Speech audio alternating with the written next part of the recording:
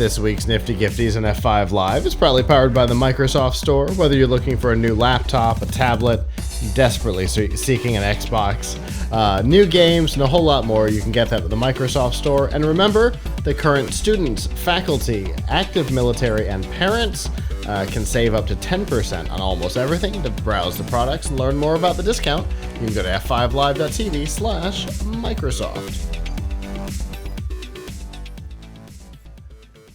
Okay, so we're gonna start with a topic that we're going to contradict just a little bit in a little bit, and that's okay because this one's a little predictive, and Avram's going to talk about the current real-world situation. But we've been talking about the chip shortages for like a year now, at least, in one way or another, because Avram, we talked about the inability to get webcams early on in lockdown and stuff like that. And so the chip shortages have been a problem for a while in a variety of places. We've started to see some clearing of that, but we're going to add some insult to injury here because there is a component that is used in the production of these chips that is produced mostly in one place in the world. It's neon gas, which is an interesting tie-in to your noble yellow switches, since neon is a noble gas. But it is produced, 50% of the world's neon is produced in the Ukraine. And obviously, with everything that's going on in the Ukraine right now, neon production is going to be a bit of a challenge. And to compound the problem, the neon that Ukraine produces is made from byproduct of the oil production from Russia.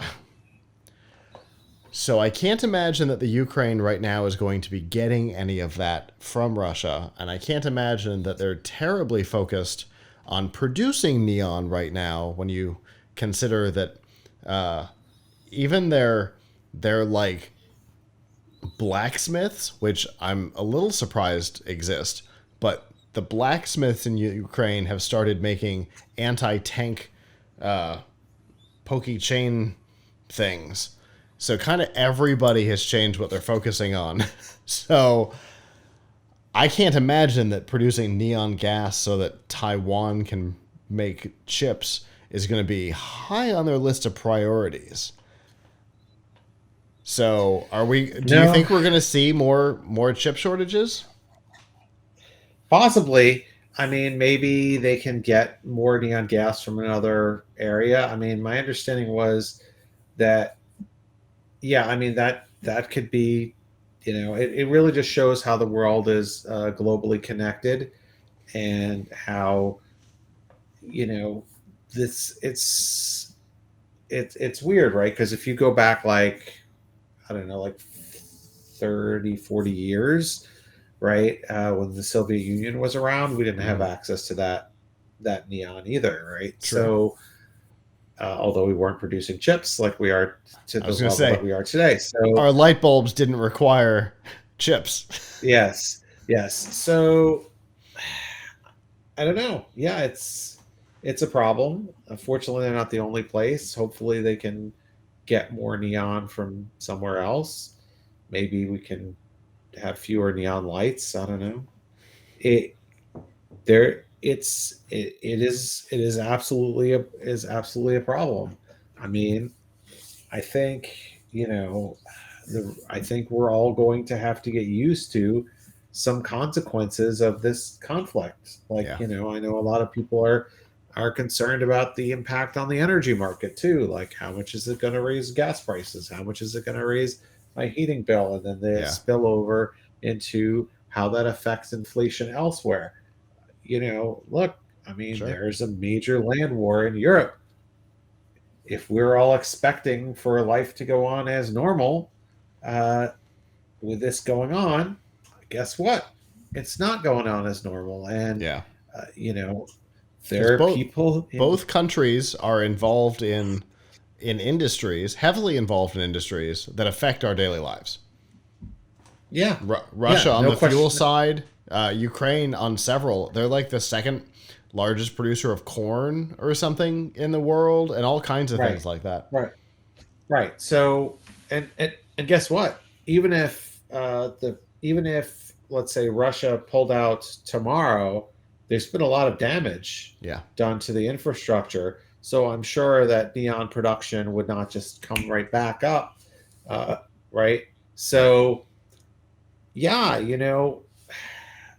the thing is, this is bad, and we absolutely have to look at it as tech people and how it's going to affect our corner of the world, which sure, is a pretty big corner, right? Like people need chips for everything. But on the other hand, there's people whose lives are being really, really affected right, in the Ukraine, where they're hiding in the subway station to avoid bombs. right, And our little problems seem kind of insignificant in comparison to that.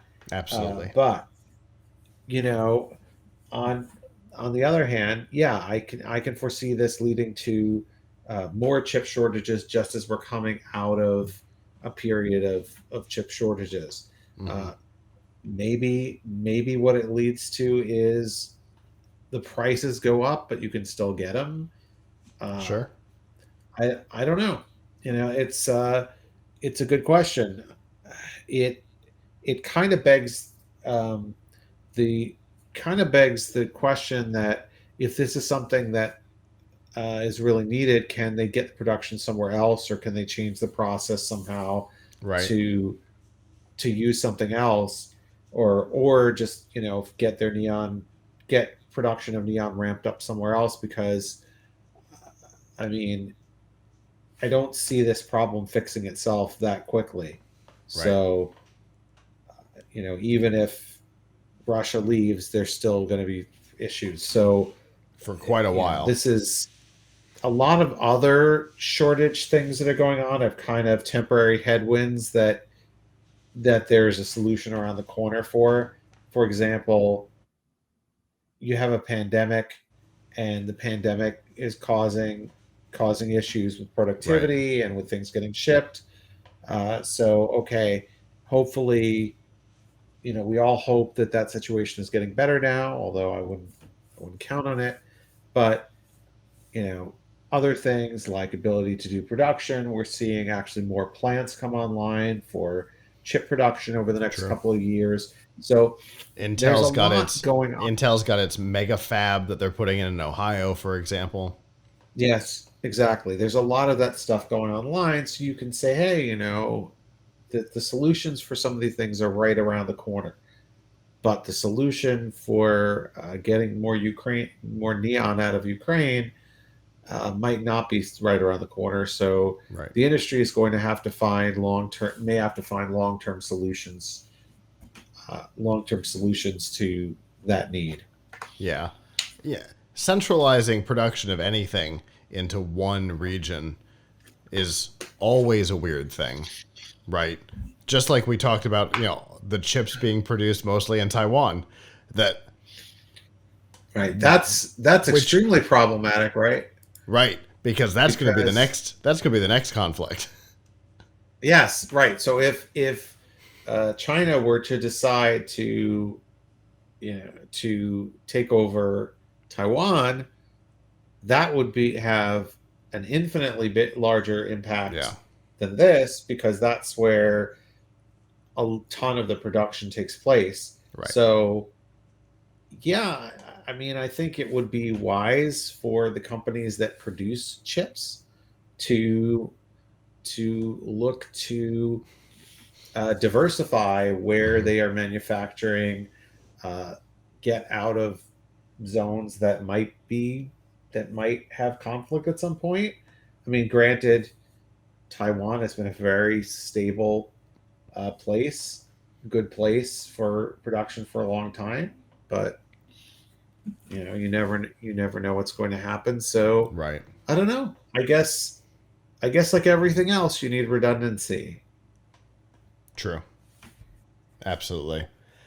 And we're going to see, hopefully not, but we might see over the next couple of months exactly what that lack of redundancy may or may not to do to the global chip production. I guess only time will tell on that one. Hello, YouTube. Thanks for watching, and I hope you enjoyed this episode of F5 Live Refreshing Technology. If you did, please subscribe to the channel down below, and of course hit the notification bell, because we know that subscriptions don't mean much on YouTube anymore. If you've got topics that you'd like us to talk about in the future, please comment them down below. And if you'd like to not follow us on YouTube, there's lots of ways that you can follow along with our content by going to plughitslive.com/subscribe. There you'll see all of our shows and all of the ways that you can watch, listen, and follow along.